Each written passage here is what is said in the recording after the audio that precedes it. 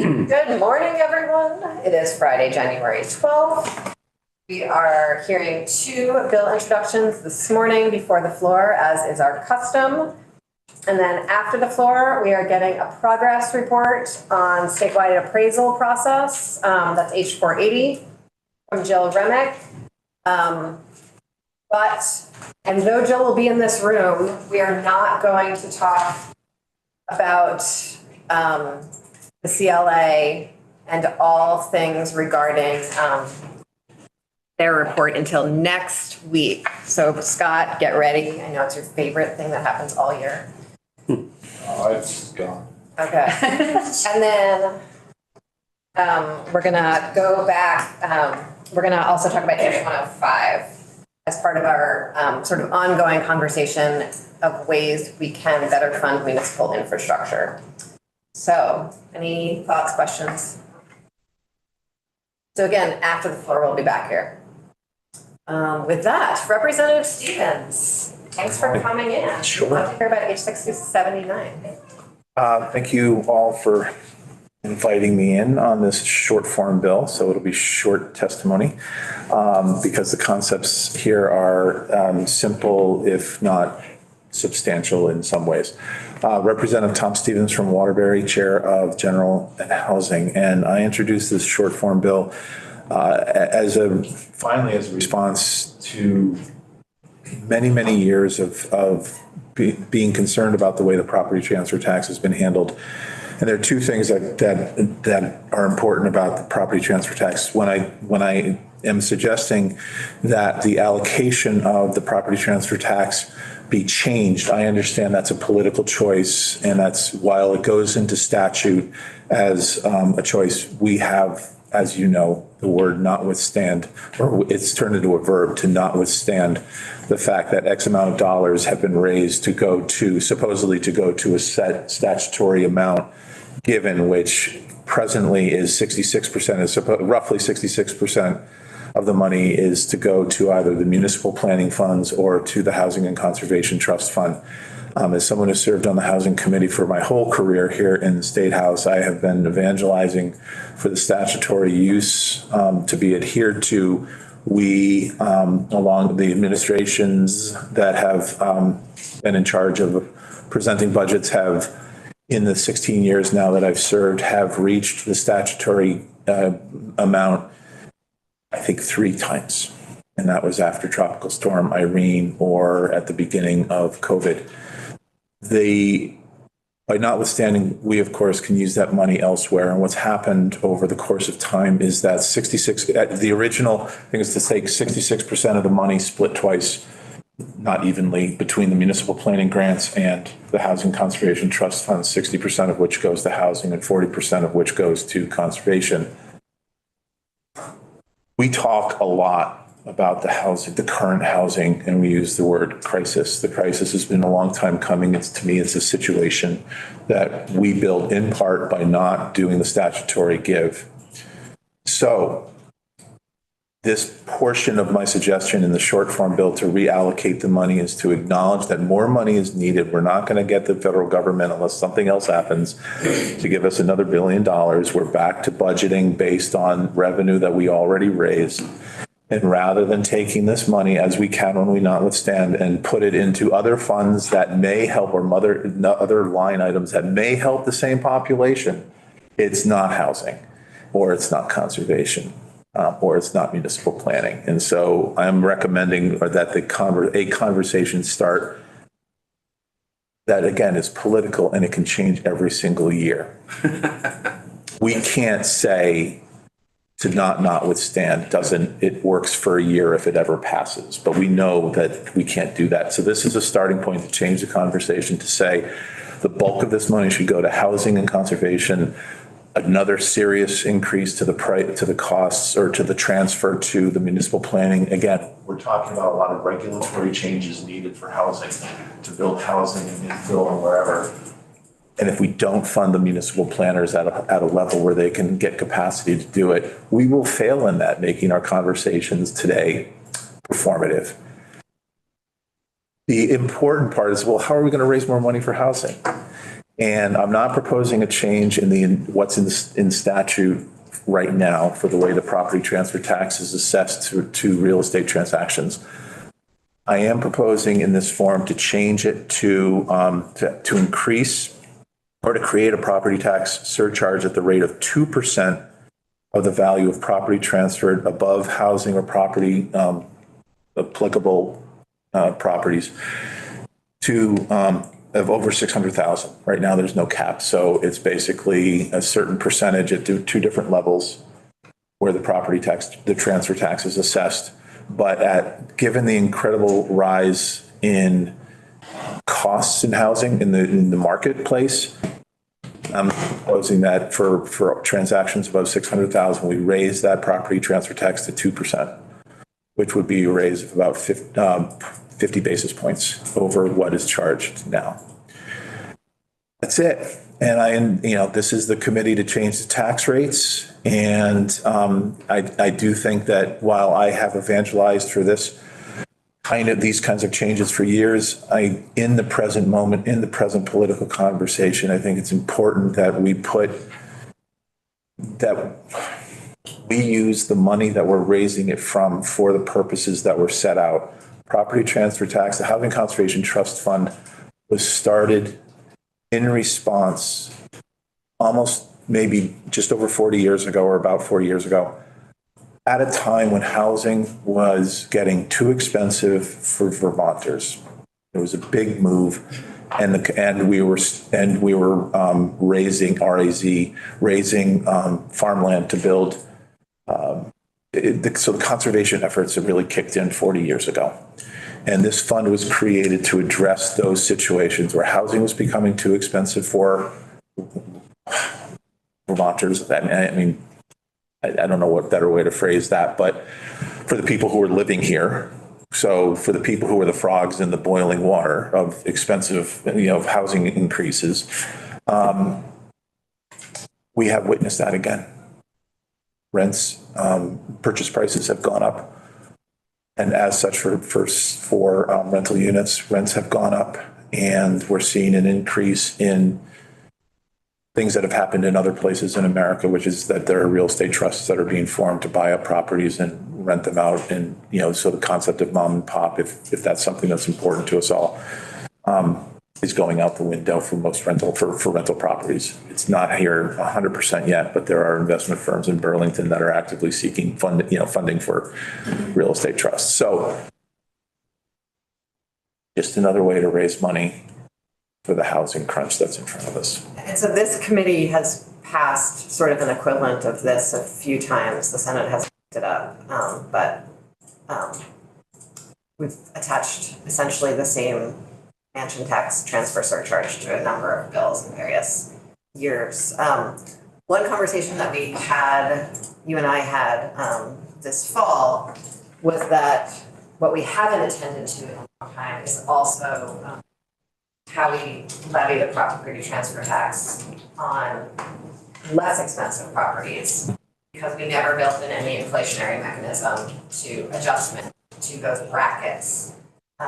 And that there might be some potential to shift those lower brackets as we raise the higher bracket. Curious your thoughts on that. I think that's fair. All prices are going up. This number there's two levels. There's about 100,000, 110,000, depending on where the mortgage money is coming from. And then over a certain level, I think 150,000, then a higher rate kicks in. It comes out to about 1.5%. It's a progressive tax. So the first 100,000 is taxed at 0.5% or so, maybe 0.45. And then it goes up higher, but the average is roughly 1.5. If there's again, to acknowledge the fact that homes, you're not going to take a mortgage out for $100,000.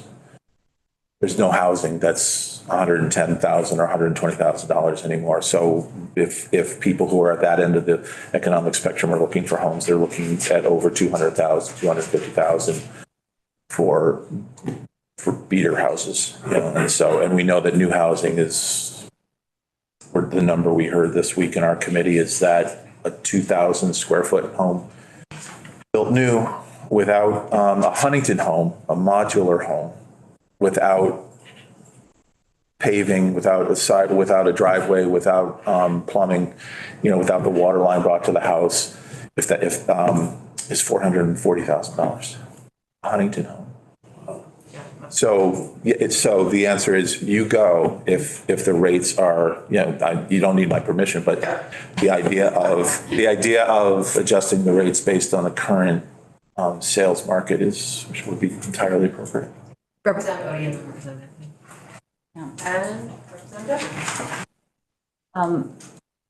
This is a tax that hits buyers, not sellers, and I wonder if we'd be open to a ratio of what that, if it's 600, a ratio depending on the fair market value in the areas where the property is.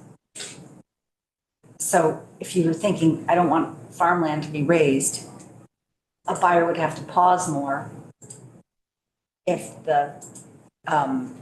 it's something to think about everywhere for a buyer.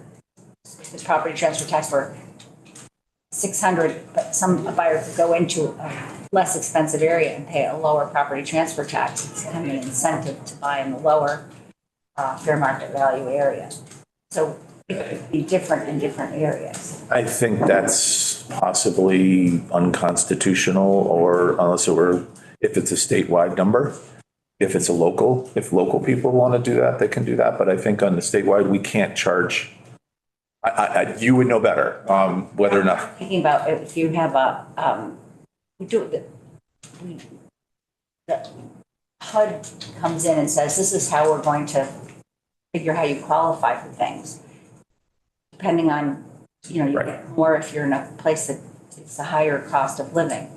So I'm just wondering, I can't speak to that. Okay, all right. And I also don't know, and you would also need to know which properties and housing is actually taxed. You had where a property transfer tax is assessed. It's possible that certain amounts of land aren't assessed property transfer tax, and I can't speak to I know what you're saying about I can understand the HUD-based fair market value or area median income is what changes. Yes. So that, again, I asked for numbers and it got really complicated in a short amount of time. And so that's why I decided to go with a short form bill so that we didn't tax our JFO prior to talking about the issue. And the other thing I would think is I was never suggesting you tax someone more depending on who they are. I was just saying we have to adjust based on where the property is and what the fair market value in that area is, just like that. It's similar to the HUD thing. And then the other thing is, how we levy on less expensive properties. I'd say, I wonder if it's something we have to look at the buyer qualifying for a less of a tax rather than the amount of the property qualifying.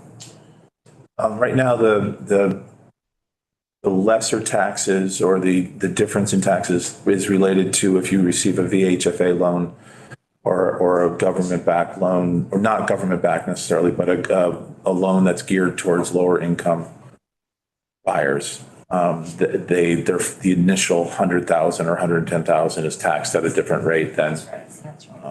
So there is. Look at the underlying law.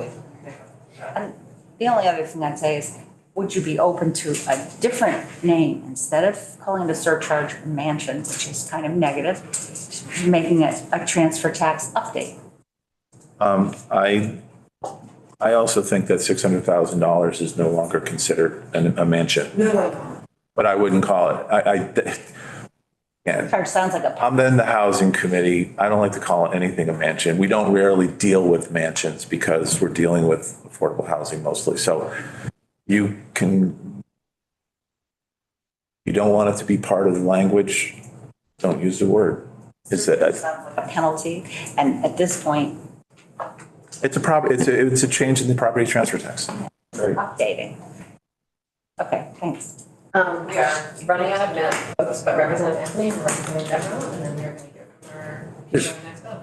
Real quick, I really endorse the graduated rate for lower priced properties, and I'll say partly because of the reference you made to beater homes. We have the oldest housing stock in the whole country. And consequently, the market overhang is in beater homes. So the less expensive you can make them so people put $250,000 into a beater home, the better off we are collectively. And I just want to, the only thing I'd say about that is I'm sorry I introduced the phrase beater home. No, it doesn't matter. I bought one and I know how much it costs. I know that, but it's a little, it's not a legislative. And I own a beater defined car. term. It's a colloquial term that we all know, so. Tom, just real quick, just noticed that you're referencing after VHCB, you've got the Municipal Technical Assistance Program, not the Municipal Planning Grant Program in there? That's, would be my mistake. I mean, I know that's the program that got stood up last year in the VA. yeah, it's right, however it's written now, there's a municipal, and if I misstated it, I'm sorry, but there's money that's supposed to be allocated to the Housing and Conservation Trust Fund. Yes, and so that's I saw that in there. I wasn't sure if that was what. that's the category, I think, I misspoke. And also notice that we do use property transfer tax for clean water. That is supposed to change anyway by statute. It's been planned that rate is going up, I think. It's only 0.2% now of the whole. Actually, sunset. And then, and as of now, the rest would be allocated to general fund. And again, because this conversation is fungible in some ways, because it's a year-to-year decision about what the percentages are that get allocated to the different funds. I don't want to say it's quixotic, but I think the conversation needs to be had, and that's why I introduced these numbers. If we're going to raise money from housing and property, it should go to housing, period. And I'll stop there. Thank you. Thank you for your time. Really appreciate you coming in and putting in this language for us to begin thinking about this issue. Representative Peterson, please join us. Thank you. We look forward to hearing about 592. Pardon me? We look forward to hearing about 592. Okay, thank you, Madam Chair. For the record, R. Peterson, State Rep, Rutland District 2. I serve in the Healthcare Committee, and I thank the committee for willingness to hear about this bill. Just a little bit of background. I was asked to put this bill forward by folks that deal with officiating.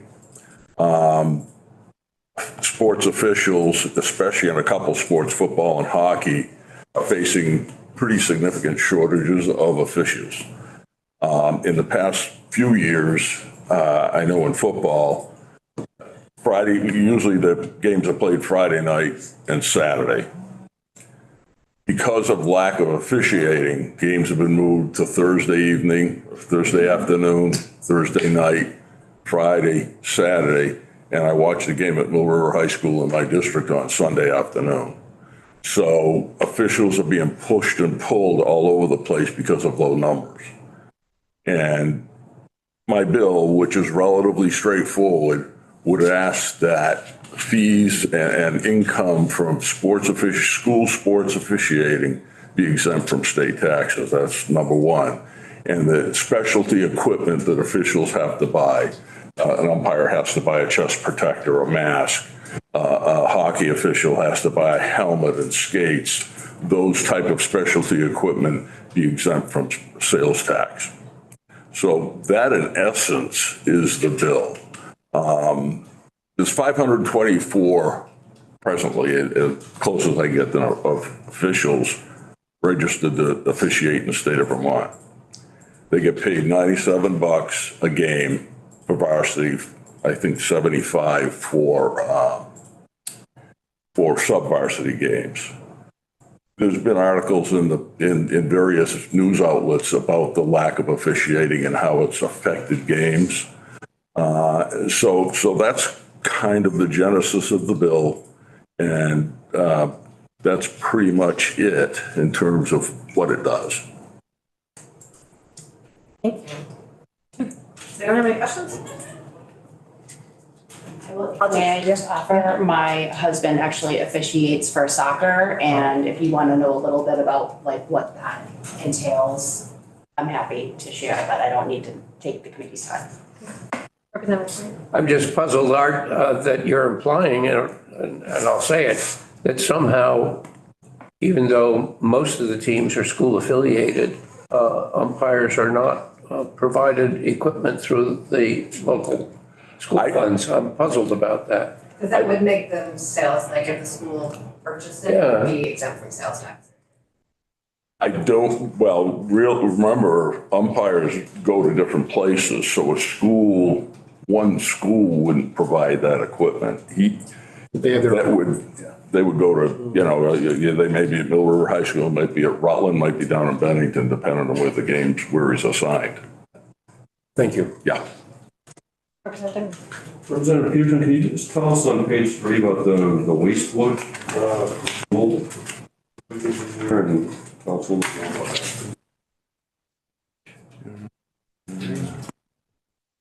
that. Could you repeat that and where we're looking? Page 3 of the bill, there's a section about, starting on line 1, it's about. That's to give reference to the bill in terms of where it is in statute. Got you, okay, all right, thank you. Yeah, I had the same question when I got this back. I said, why is that in there? I forgot to tell you about the wastewood thing we went on. I just want to offer to you, thank you for bringing this forward. One of the challenges that I think this committee has, and I have personally, is that we have really quite a stack of bills on the wall for specific activities or specific professions or specific volunteer duties.